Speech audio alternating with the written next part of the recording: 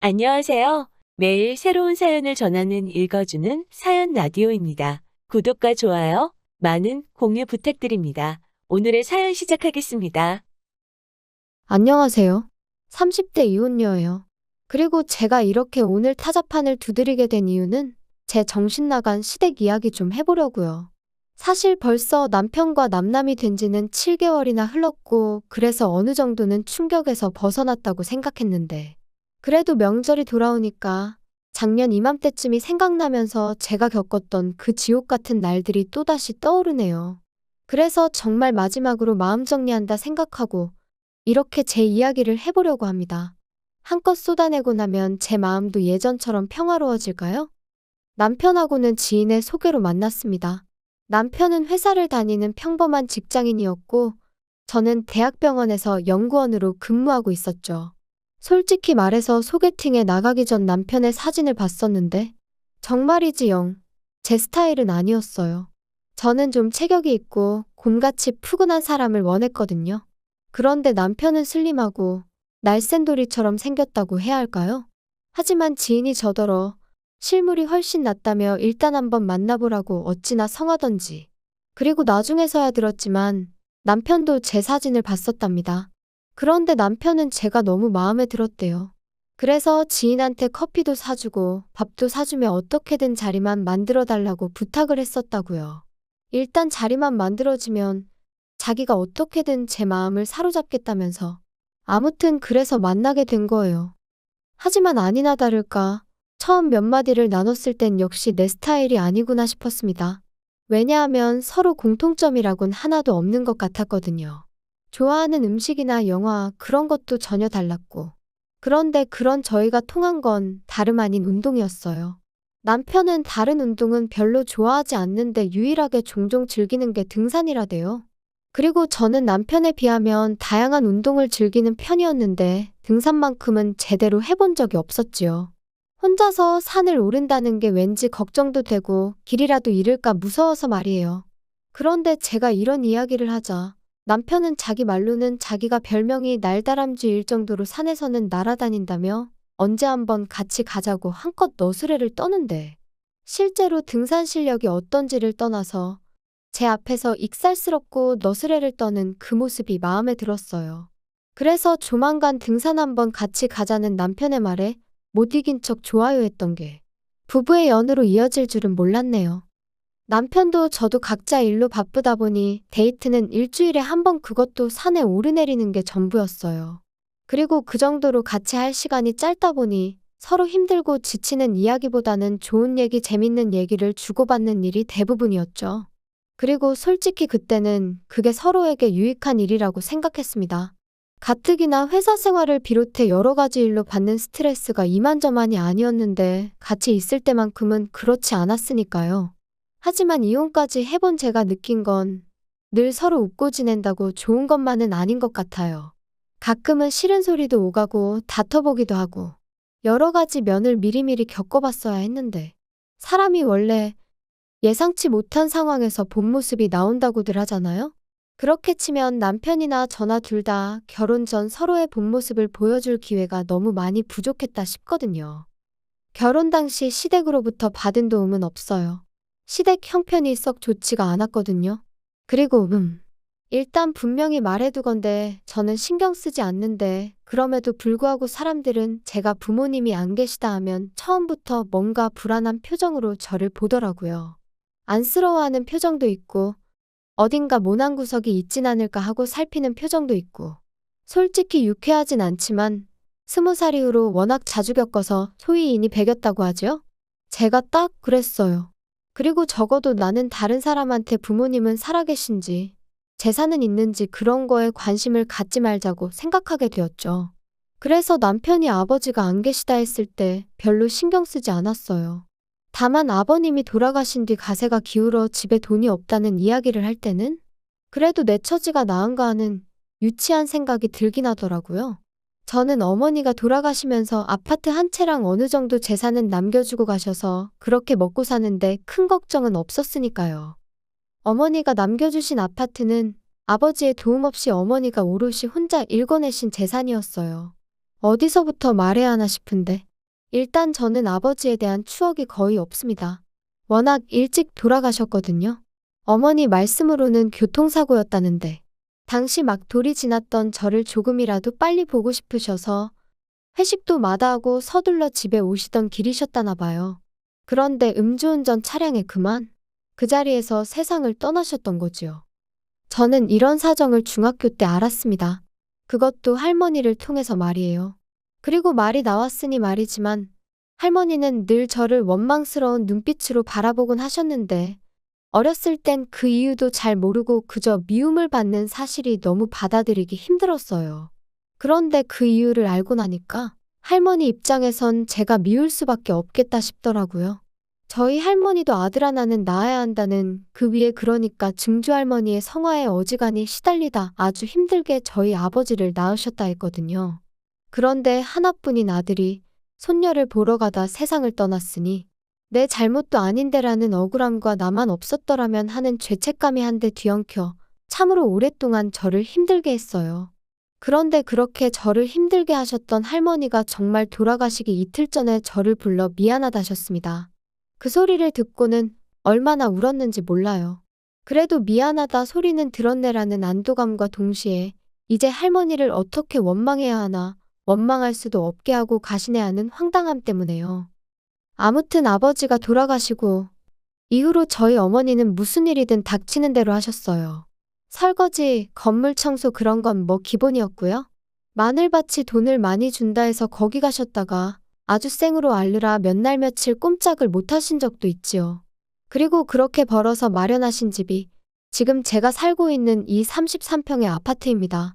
처음에 이 집에 들어왔을 때 환하게 웃으시던 어머니의 얼굴이 지금도 얼마나 선명한지 몰라요. 그래서 제가 다니는 직장에서 거리가 좀 있긴 해도 제 입장에선 파는 건 말도 안 되는 일이었지요. 그런데 남편이랑 결혼 이야기가 나오자 남편이 먼저 제 아파트 이야기를 꺼내며 거기서 신혼살림을 차리는 건 어떻냐대요. 그리고 저는 고민할 것도 없이 싫다고 했어요. 당시 남편도 돈이 있다고 했고 저도 돈이 있었으니 그 돈에 대출을 더해 새로 집을 구하면 되는 상황이었고 무엇보다도 그저 제 아파트는 비워두고 싶었어요. 제 마음 기댈 곳이 필요한 날 친정이다 생각하고 찾고 싶었거든요. 게다가 진작에 이런 이야기는 몇 번이나 남편하고 나눴던 차였기에 뜬금없이 신혼살림을 거기다 차리자 하는 남편이 어이가 없었죠. 하지만 남편은 계속해서 언제까지 돌아가신 분한테 매달리며 살 거야? 돌아가신 어머님도 그러라고 남겨주신 집은 아닐 텐데. 돌아가신 분한테 매달리는 게 아니고 그냥 아직 내가 준비가 안 됐다니까. 그리고 까놓고 말해서 내가 오빠보다 돈을 덜 모은 것도 아니고 오빠 말대로 반반 결혼할 수 있다는데 왜 자꾸 내 아파트에서 신혼살림을 시작하자는 거야? 분명히 말해두는데 나 싫어. 뭐 언젠가 내 마음이 좀 정리가 되면 그땐 나도 또 마음이 달라질지 모르지만 아무튼 지금은 아니야. 당분간은 그럴 일 없으니까 그 집은 그냥 없는 집이다 생각해. 그리고 결국 저희는 그렇게 작은 빌라에서 전세살이를 시작했습니다. 어머님도 남편도 멀쩡한 아파트를 두고 전세살이가 웬 말이냐며 투덜거렸지만 저는 아무렇지도 않았어요. 후회도 없었죠. 한편 그렇게 결혼한 지 어느덧 2년 차가 되던 때였습니다. 신우가 만나는 사람이 있다며 재혼을 하게 될지도 모르겠다는 소식을 전해왔어요. 그리고 저와 신우의 관계는 썩 좋은 편은 아니었지만 그때만큼은 진심으로 축하한다 전했습니다. 신우와 인간 대 인간으로선 맞는 구석이라곤 하나도 없었지만 그래도 어쨌든 혼자 시조카를 키우는 걸 보면 짠한 마음이 안 드는 건 아니었으니까요. 돌아가신 친정어머니 생각도 났었고 참고로 왜 사이가 안 좋았냐 하시면 자기가 혼자 아이를 키운다는 이유로 주변으로부터 바라는 게 참 많았어요. 양보와 배려, 뭐 그런 건 기본이었고 금전적인 지원이나 물질적인 지원도 거침없이 내놓으란 식이었죠. 계절마다 아이 옷을 사달라, 신발을 사달라 뭐 그런 건 기본이었고 저랑 남편이 제주도를 다녀온 적이 있는데 그걸 알고는 자기 애, 그러니까 시조카도 좀 데려가 주지. 시조카네 반 아이들은 다 미국이고 유럽이고 다녀오는데 불쌍하지도 않냐면서 저희한테 서운하다 어쩐다 그러더라니까요. 그러니 저로서는 하나 해주면 두 개를 바라는 신우가 부담스러울 수밖에 없었고 그렇게 자연스레 거리를 두게 되었죠. 그런데 그런 신우가 재혼을 할 것 같다 하니 참 잘 됐다 싶었어요. 하지만 재혼 이야기가 나오고 석 달쯤 지났을 무렵이었을 거예요. 남편한테 물어보진 않았지만 헤어졌나 왜 가타부타 말이 없지 하고 속으로 생각만 하던 때였죠. 퇴근한 남편이 싱글벙글 웃으면서 저더러 얘기 좀 하게 여기 좀 앉아봐 그러대요? 왜? 무슨 일 있어? 기분 좋아 보이네? 좋지. 희진이 2달 후에 식을 올리기로 했다나 봐. 아, 정말? 잘 됐다. 너무너무 잘 됐어. 그런데 자기가 좀 도와줘야 돼. 아니, 따지고 보면 자기한테 일방적으로 도와달라는 건 아니고 자기한테도 좋은 일이고. 뭐야? 뭔데 이렇게 자꾸 돌려 말해? 나 돌려 말하는 거 싫어하는 거 알잖아. 그게 희진이는 재혼인데다 애도 있잖아. 그런데 남자 쪽은 초혼이래. 그래서 남자 쪽 부모가 어지간히 희진이를 못마땅해 하나 봐. 너는 뭐 안 겪어봤으니 모르겠지만 희진이가 엄청 힘들어하고 있어. 아, 정말? 속상하겠다. 그러니까. 그래서 남자 쪽에서 한 1억이라도 해오면 어떠냐? 그러면 어머니가 좀 잘 봐주시지 않겠냐? 그런 소리를 했다대. 어휴, 뭘 또 그렇게 부담을 줘. 그리고 1억이 적은 돈도 아닌데. 돈은 있대? 걔가 무슨 돈이 있겠어. 이혼할 때 위자료도 한 푼도 못 받았고 지금 양육비도 제대로 못 받고 있는데. 그럼 어떡해? 그래서 뭐 지금 어머니랑 사는 빌라를 팔까 어쩔까 그러고 있나 봐. 그러면? 그거 어머님 놓으라며. 그거 팔면 어머님은 어떡해? 그럼 설마 우리가 모셔야 되는 거야? 그래서 말인데 자기도 우리 어머니랑 사는 거 불편하잖아. 그치? 뭐, 솔직히 편하진 않겠지. 그러니까 나 정말 자기 고생시키기 싫거든. 말이라도 그렇게 해주니 고마워. 그렇지만 그 빌라 팔고 나면 어머님은 정말 어떡해? 그래서 희진이가 하는 말이 자기가 어머니를 모시겠다면서. 대신 자기 비워놓은 그 아파트 있잖아. 거기에 좀 들어가서 살게 해달라네. 아니, 희진이랑 결혼할 남자도 가진 건 없나 봐. 그래서 까딱하면 그 남자 본가에 들어가 살아야 되는데. 그러면 이제 영진이가 9살이잖아. 얼마나 말썽을 피워대겠어? 그럼 이제 천덕꾸러기 취급받는 건 시간 문제 아니겠어? 아니, 잠깐 그러니까. 당신 동생이 지금 사귀는 남자 부모는 모시기 싫고 어머님이랑 살고 싶은데 살 집이 없으니 내 집을 내놔라 이거야? 빌라 팔아 나오는 돈으로는 뭐 지참금처럼 그 사귀는 남자 집에 갖다 바치고? 뭔 소리야 이게? 그게 말이 돼? 화만 내지 말고 한번 생각을 해봐. 아무리 생각해봐도 그것보다 나은 방법이 없어서 그래. 웃기시네. 빌라를 팔아서 시집을 가던 말던 그건 내 알 바 아니고 100번 양보해서 그렇게 하겠다고 하면 어머님 여기 오시라고 해. 같이 살아야지 뭐 별 수 있어? 나 어머님이랑 사는 거 괜찮아. 근데 내 집은 안 돼. 다짜고짜 집을 내놓으라는 남편의 말이 정말 기도 안 차더라고요. 그래서 단칼에 거절하고 2번 다시는 그딴 소리 꺼내지도 말라고 했어요. 신우한테 그렇게 내줄 집 같았으면 처음부터 신혼살림을 차렸지. 말이나 되는 소리냐 했죠. 하지만 남편은 계속해서 며느리인 제가 시어머니랑 같이 살아서 좋을 게 뭐 있냐며 자기랑 신우가 다 저를 배려해서 하는 소리인데 왜 그 마음을 몰라주냐 말도 안 되는 소리만 해대는 거예요. 아니, 내가 괜찮다는데 내가 모시고 살겠다는데 왜 둘이서 난리냐고. 결국 참다 못한 제가 어머님과 신우가 사는 집으로 찾아갔습니다. 빌라 팔리는 대로 어머님, 저희 집으로 오세요. 제가 얼마나 잘하겠다 이런 얘기는 못하겠지만 그래도 제가 어머님 모시고 살죠 뭐. 언니? 정말 이런 식으로 나올 거예요? 엄마는 내가 모신다니까요. 너무 속보여요 정말. 영진이 커가는데 봐줄 사람이 필요하니까 어머님 찾으시는 거 아니에요? 그리고 뭐 그렇게 모시고 살고 싶은 거면 모시고 살아요. 그런데 내 집은 안 되니까 집 문제는 알아서 하세요. 자꾸 내 신경 긁지 말고 알겠어요? 야, 너는 왜 이렇게 애가 이기적이냐? 제가 뭘요? 네 신우가 그 집 들어가서 살게 되면 그쪽 부모 모셔야 된다잖아. 그리고 영진이는 어떡할 건데? 너 그 어린 게 그 집에 들어가서 구박이라도 받으면 네가 뭐 책임질 거냐? 그걸 제가 왜 책임을 져요? 그리고 저도 할 말은 해야겠네요. 솔직히 재혼 자리가 쉬운 거 아닌 거 어머님도 아시잖아요. 하지만 뭐 신우가 그렇게 한다니 그거에 대해선 제가 뭐 이래라 저래라 말은 안 하겠지만 적어도 남한테 피해는 주면 안 되는 거 아니에요? 왜 저까지 못 살게 구냐고요. 아무튼 어머님, 저희 집으로 오세요. 저랑 살아요. 아시겠어요? 아이고, 안 간다니까. 난 너랑 살기 싫어. 내 딸이랑 살 거야. 그냥 집만 내주면 되는 걸 진짜 너도 유난스럽다. 어머님과 신우, 그리고 저 세 사람이 한창 실랑이를 한 끝에 집에 왔어요. 그리고 남편과는 한 일주일 동안 서로를 마치 유령 취급하며 지냈죠. 솔직히 저럴 거면 왜 집에는 꼬박꼬박 들어오나 싶더라고요. 그냥 나가버리지. 아무튼 저는 까놓고 불편한 건 하나도 없었어요. 평소처럼 출퇴근하고 밥 차려 먹고. 반면에 남편은 불편한 게 한두 가지가 아니었겠죠.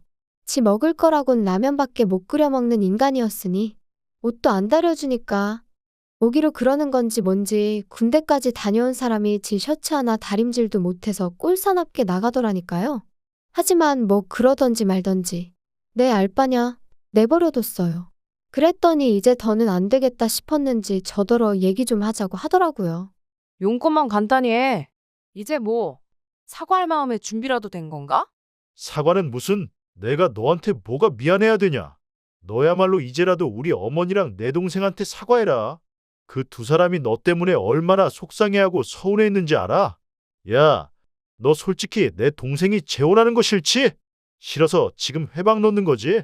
아니, 이건 또 무슨 소리야. 내가 왜 신우 재혼을 방해하니? 재혼을 하든 사혼을 하든 사혼을 하든 난 상관없어. 단지 내 집을 왜 탐내냐 이거야. 그리고 어머님을 내가 모시겠다는데 도대체 뭐가 문제야? 밖에 나가서 아무나 잡고 물어봐. 오갈 곳 없어지게 생긴 어머님을 모신다는 며느리랑 안 온다고 버티면서 며느리 집이나 내놓으라는 어머님이랑 누가 더 이상한 건지. 우리 엄마는 희진이랑 살고 싶다시잖아. 영진이도 키워주셔야 된다고. 아니, 효도도 부모님이 원하시는 대로 해드리는 게 효도지. 너 하고 싶은 대로 하면 그게 효도냐? 아우, 알았어. 그럼 안 모시면 될 거 아니야? 하지만 그런다고 내 집도 못 들여. 나 지금 분명히 말하는데 안 모셔. 넌 진짜 이기적이다. 너 이렇게 이기적으로 살 거면 결혼은 왜 했냐? 뭐? 내가 그럼 뭐 당신하고 어머님 그리고 신우 입맛대로 꼭두각시 마냥 살려고 결혼한 줄 알았어? 당신이야말로 결혼이 뭐라고 생각한 거야? 진짜 어이없네. 우리 둘 다 결혼 잘못한 거 맞지? 그래, 이쯤에서 갈라서자고.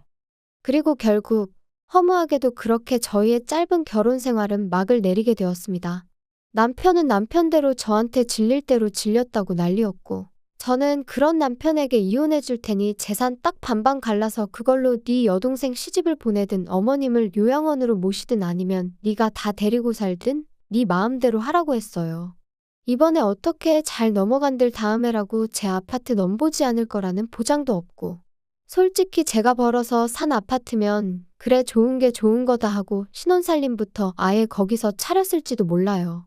하지만 제가 분명히 거긴 제 친정이나 다름없는 곳이라고 유일하게 마음을 내려놓고 쉴 수 있는 곳이라고 몇 번이나 이야기를 했는데 결국 그런 제 사정은 남편에겐 안중에도 없었다는 거잖아요.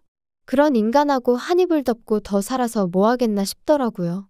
내 마음 하나 알아주지 않는 사람들이 가족 운운하는 것도 더는 못 봐주겠고.